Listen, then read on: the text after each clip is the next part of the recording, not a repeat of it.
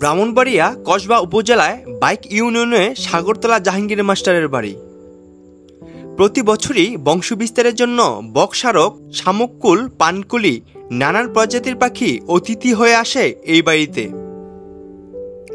মায়ের বন্ধনে পাখি প্রেমিক জাহাঙ্গীর মাস্টার সহ এলাকাবাসীকে আবদ্ধ করে এই পাখিগুলি বংশবিস্তারের শেষে আবার চলে যায় তাদের গন্তব্যস্থলে।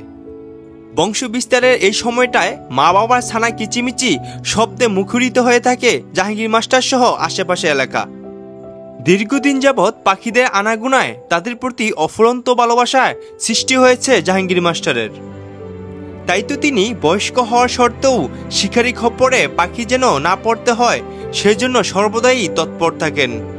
প্রতিটি গাছে অসংখ্য পাখির বাসা, মাথা উঁচু করে বসে আছে পাখি দম্পতিরা। স্ত্রী পাখিরা ব্যস্ত ডিমকে তা দেওয়ার জন্য, আর পুরুষ পাখিরা ব্যস্ত স্ত্রী পাখিদের খাবার জোগানোর জন্য। এই জন্য প্রকৃতিক এক অপাসুন্দর নিদর্শন বটে। দীর্ঘ প্রায় 40 বছর যাবৎ এভাবেই এসব পাখি বংশবিস্তার করে আসছে এই জাহাঙ্গীর মাস্টারের বাড়ি। সবচেয়ে অবাক করার মতো বিষয় হচ্ছে যে এইসব পাখি বংশবিস্তারের জন্য শুধু জাহাঙ্গীর মাস্টারের বাড়িটি বেছে নিয়েছেন। আশেপাশে অন্য অন্য বাড়ির কাছে এসব পাখি বাসা বাঁধতে দেখা যায় না। পাখি প্রেমিক জাহাঙ্গীর মাস্টারের সঙ্গে আরো কথা বলে জানা যায়, আপনার এখানে অতিথি পাখিগুলো কি অতিথি না স্থায়ীভাবে বসবাস করছে? স্থায়ী না, তারা এপ্রিলের প্রথম সপ্তাহে আসে, সেপ্টেম্বরের প্রথম সপ্তাহে চলে যাচ্ছে। কত বছর ধরে এখানে আসলে? 1986 সন থেকে। 86 সন থেকে 2024, মানে কত বছর ধরে পাখি আসতেছে? 40 বছর। প্রায় 40 বছর ধরে। 40 বছর ধরে। মানে এখানে প্রতি বছরই আসে? প্রতি বছর। এগুলো কি মানে খাবার কি প্রাকৃতিক ভাবে খায় না আপনারা মানে কৃত্রিম ভাবে কোনো খাওয়ানোর চেষ্টা করেন বা কোনো? না, প্রাকৃতিক ভাবে খায়। এখানে আসলে কি কি প্রজাতির পাখি আছে আপনার দেখায়?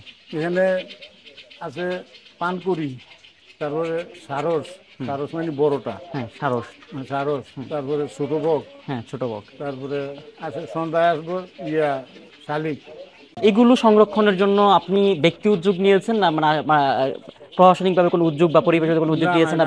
ব্যক্তি উদ্যোগেই চলতেছে। ব্যক্তি উদ্যোগে আসলে সংরক্ষণের জন্য কি কি ব্যবস্থা নিয়েছেন আপনি ব্যক্তি উদ্যোগে? সংরক্ষণের ব্যবস্থা হলো এই, আপনার এটার দিকে খেয়াল রাখতে হয়। কেউ নিউ গাছে উড়ে বাচ্চা কাচ্চা নিয়ে নষ্ট করে, এই দিকে আমার খেয়াল রাখতে হয়।